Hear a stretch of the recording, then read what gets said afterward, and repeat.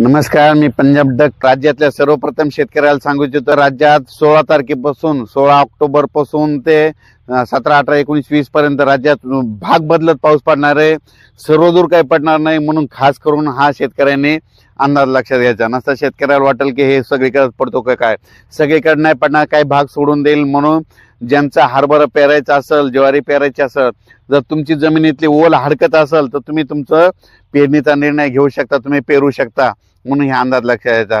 पण राज्यात आता ज्यांच्या काही सोयाबीन काढणं चालू आहे, राज्यातल्या सर्व शेतकऱ्याला सांगू इच्छितो की उद्या 15 तारखेला तुम्ही सुड्या जर उघड्या असल्या तर तुमच्या सोयाबीन जर उघड्या असतील, सुड्या उघड्या असतील तर त्याच्यावर झाकून घ्या। कारण की राज्यात 16 ऑक्टोबर पासून ते 20 ऑक्टोबरच्या दरम्यान दररोज वेगवेगळ्या भागात पाऊस पडणार आहे, म्हणून हा अंदाज लक्षात घ्यायचा।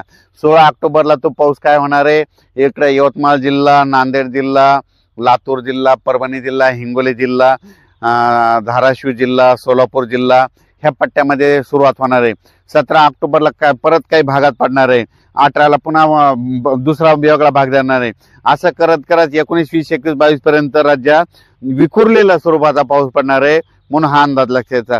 खूप काही मोठा पडणार नाही, मुसळधार काही पडणार नाही, म्हणून हा अंदाज लक्षात घ्यायचा।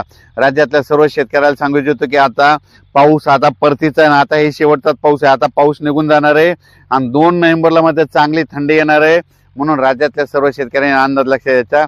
ज्यांचं सोयाबीनचं शेत खाली झालं असं तुम्ही तुमचं पेरणी करू शकता, त्याच्यानंतर ज्वारी पेरायची तर ज्वारी पेरू शकतात, हरभरा पेरू शकता, ओल हडकत असेल तर पेरू शकतात। पेरणीचा निर्णय तुम्ही तुमचा स्वतः घ्या, पेरायचा का नाही ते ठरवा।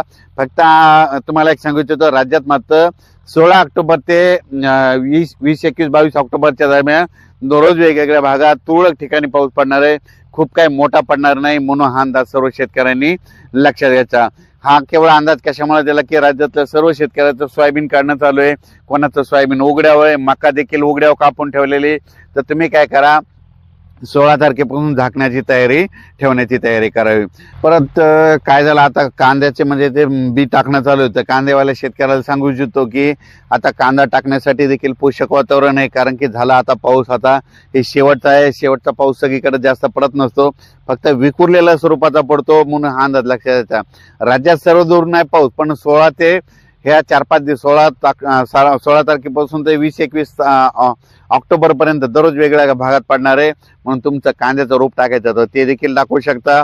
त्याच्यानंतर हरभरा देखील पेरू शकता, ज्वारी देखील पेरू शकता, त्याच्यानंतर शेत देखील दुरुस्त करा, त्याच्यानंतर सोयाबीन देखील तुम्ही काय करा, तुमच्या सुड्या उघड्या असतील तर ते देखील झाकून घ्या, म्हणून हा अंदाज लक्षात घ्यायचा। त्याच्यानंतर राज्यात काय होणार आहे, 2 नोव्हेंबरला थंडी देखील येणार आहे, म्हणून परत ते सांगायलो, म्हणून हे अंदाज लक्षात घ्यायचा। त्याच्यानंतर काय होणार आहे, दिवाळी झाल्याच्या नंतर राज्यात चांगली अशी खूप अशी धुराळे धुके देखील येणार आहे। दिवाळी झाल्याच्या नंतर देखील येणार आहे। मग आपणच समजून घ्यायचा की आता पाऊस आता निघून गेला, म्हणून हा अंदाज लक्षात घ्यायचा।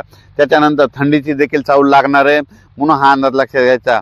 ज्यांचं शेत हडकत असेल तर तुम्ही पेरणीचा निर्णय घ्या, म्हणून हे देखील सगळ्यांनी लक्षात घ्यायचं। आणि तुम्हाला एक सांगू इच्छितो की राज्यात पेरणी करत असताना, हरभरा पेरणी करत असताना, ज्वारी पेरणी करत असताना बियाण्याला काय करा, बुरशीनाशक लावा, कारण की ते पेरल्याच्या नंतर मर देखील लागत नाही, म्हणून हे सगळ्यांनी लक्षात घ्यायचं। हा पाऊस जे पडणार आहे, आता परत एकदा शेवटी सांगतो की हा पाऊस सुरुवातीला काय होणार आहे, इकडल्या म्हणजे याच्याकडून सुरू नांदेड, लातूर, धाराशिव, यवतमाळ, त्याच्यानंतर लातूर जिल्हा ह्या पट्ट्याकडून सुरुवात होणार आहे। त्याच्यानंतर ते पाऊस काय होणार आहे, पूर्व विदर्भ, पश्चिम विदर्भ, एक दिवस उत्तर महाराष्ट्र, पश्चिम महाराष्ट्र, त्याच्यानंतर असा वेगवेगळ्या भागात पूर्व विदर्भ, पश्चिम विदर्भ, दक्षिण महाराष्ट्र, उत्तर महाराष्ट्र, कोकणपट्टी, खानदेश दररोज वेगवेगळ्या भागात असं मुक्काम पकडणार आहे। सगळीकडे काही पडणार नाही, काही भाग सोडून देखील दे, म्हणून हा अंदाज लक्षात घ्यायचा। म्हणजे हा सर्व दूरचा पाऊस नाही, कारण की हा जाता जाता पाऊस येत असतो, म्हणून शेवटचा पाऊस आहे, जाता जाता भाग बदलत पाऊस पडणार आहे, सर्वदूर काही पडणार नाही, म्हणून हा तुम्ही तुमचा अंदाज सगळ्यांनी लक्षात घ्यायचा।